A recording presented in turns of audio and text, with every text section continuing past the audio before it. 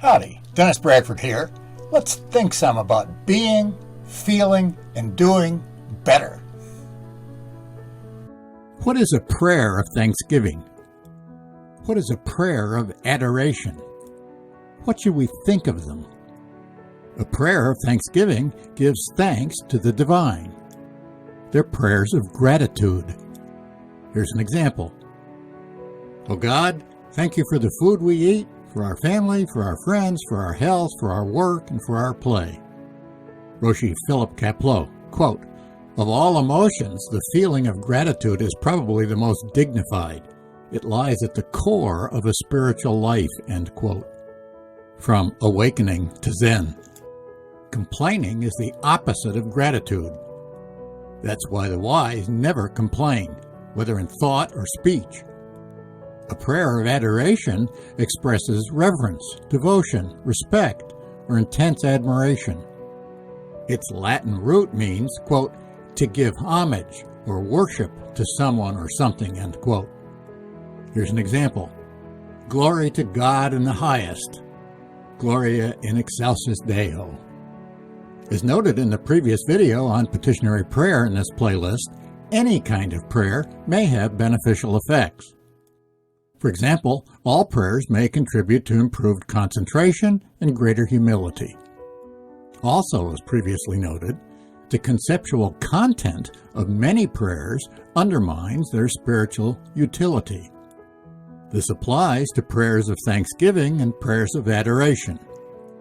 In the case of a prayer of adoration, to what or to whom is one paying homage? The usual answer is God.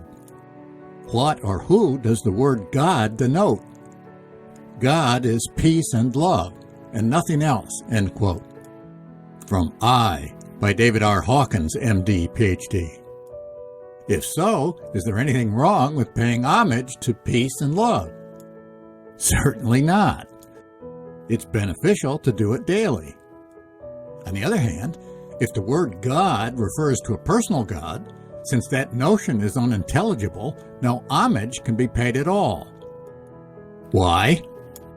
There's no such thing as a person who is non-localizable in space and time.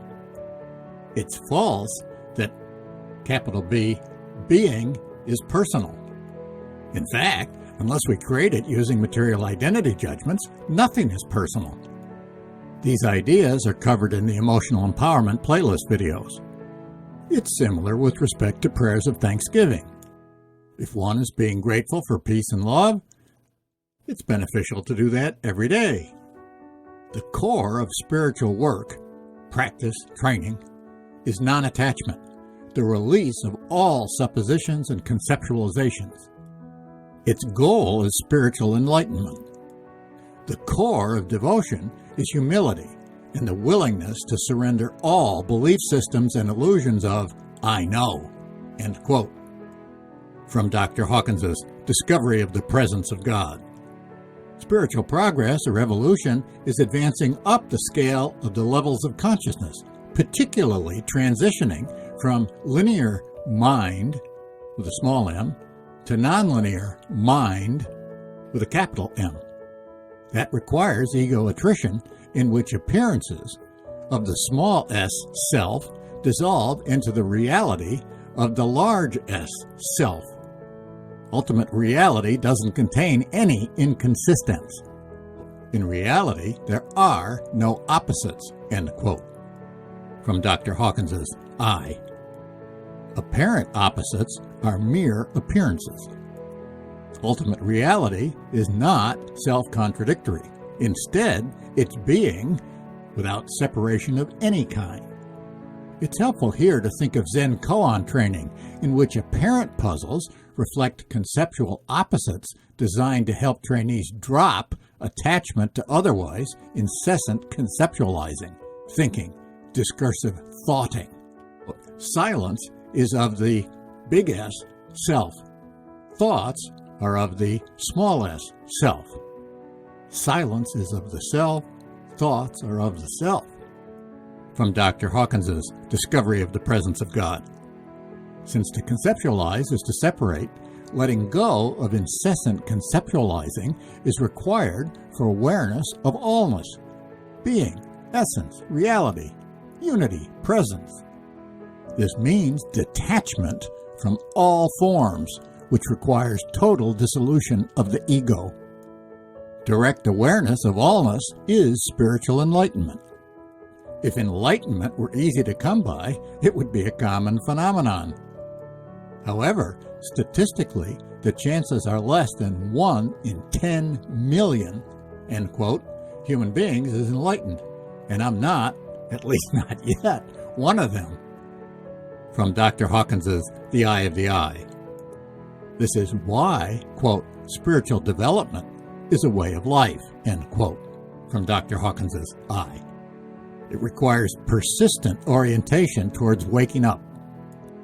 Mastering life is living the direct awareness of allness. The pervasive essence includes everything. The capital S self is total and complete. The holiness of all creation is the reverence held by everything for everything else.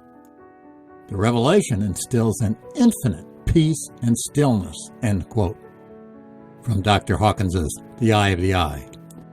If you have the idea that you are a separate thinker or doer, enlightenment will dissolve that thought. These teachings don't just come from Dr. Hawkins.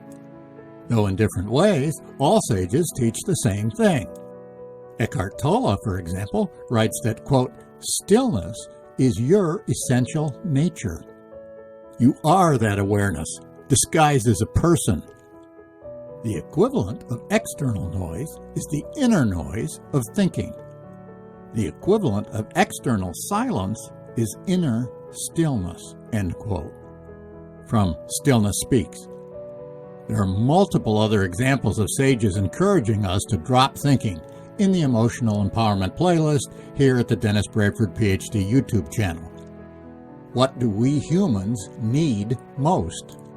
We need to detach from incessant thinking and realize the stillness that we already are underneath all thoughts. As Tolle puts it, quote, wisdom is not a product of thought, end quote. Wisdom is the direct realization of being. In the next video, let's consider the fifth and final kind of prayer, namely prayers of unity. Peace.